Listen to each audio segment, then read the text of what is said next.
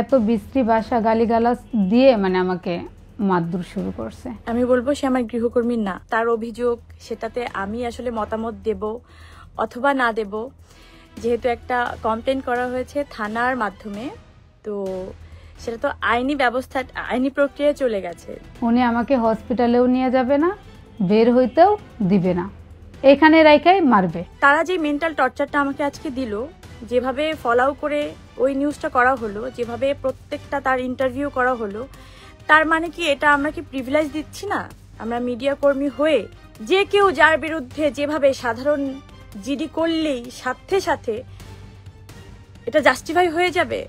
আপনারা কথা বললে আসলে কিন্তু এটা জাস্টিফাই হয়ে যায়, আপনারা যেভাবে কথা বলেন। আমার বাম চোখ দিয়ে কিছু দেখি না, কানেও শুনি না। আমার শাস্তি পাওয়া উচিত, আমি পাবো, আমি শাস্তি পাওয়ার ওই জায়গাটা রাখি।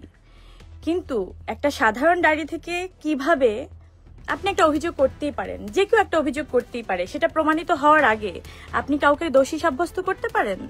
কিন্তু যেভাবে আজকে পুরো মিডিয়া আমাকে দোষী সাব্যস্ত করে আমার দিকে আঙুল তুলে যেভাবে নিউজ করেছে, ওনারা মাথায় পানি টানি দিছে, তারপরে মানে আমার কথা বলাও বন্ধ হয়ে গেছে, আমি কথা বলতে পারি না।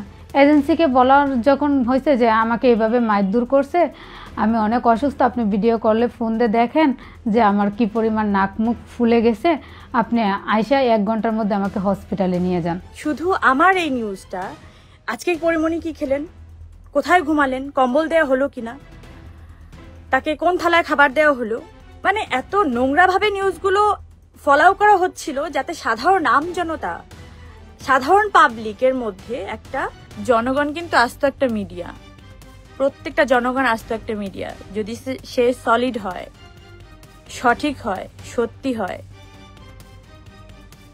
এসব স্টাম্প মারা মিডিয়ার দরকার হয় না।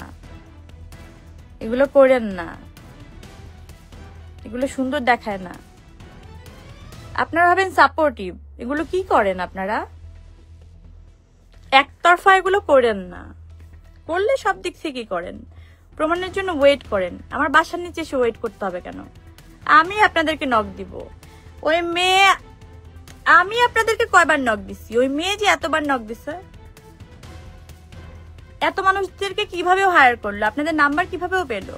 নাকি আপনাদেরই গরজ, নাকি হাতে এস লেখা বলে আপনাদেরকে একটু বলদ ফলদ বলেছিলাম বলে আপনাদের গায়ে লাগলো? তো বলদের প্রমাণ দিয়ে দিচ্ছেন আপনারা, আসলেই বলদ, সলিড বলদ।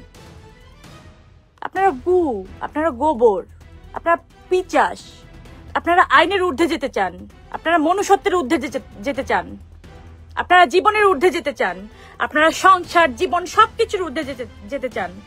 হিসাব কিন্তু একদিন দিতে হবে আপনাদের, হ্যাঁ, বাইচা থাকতে মিলাই নিয়ে।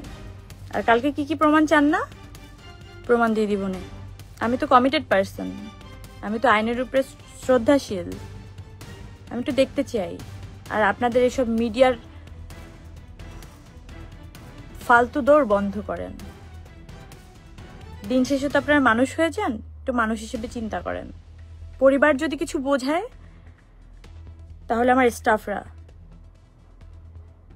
যারা কিনা 5-7 বছর ধরে আমার বাসায় কাজ করে না, আমাকে আগলায় রাখে, আমাকে ভালোবাসে, আমাকে বাঁচায় রাখে ভাই, আমাকে খাবার দেয়, আমাকে কাজে পাঠায়, আমার ডিপ্রেশনে, আমার দুঃখে সবকিছু তোরা পাশে থাকে। তো যাকে স্টাফ বলবেন, গৃহকর্মী বলবেন, বা জীবনের ওই মানুষটাকে বলবেন, ওই মানুষটার হিসেবে প্রাধান্য দিবেন, তাকে একটু হিসাব করে বললেন, দিন হিসাব করে বললেন। এত সহজ না কেউ কারো জীবনে এসে কারো জীবন নিয়ে নেওয়া।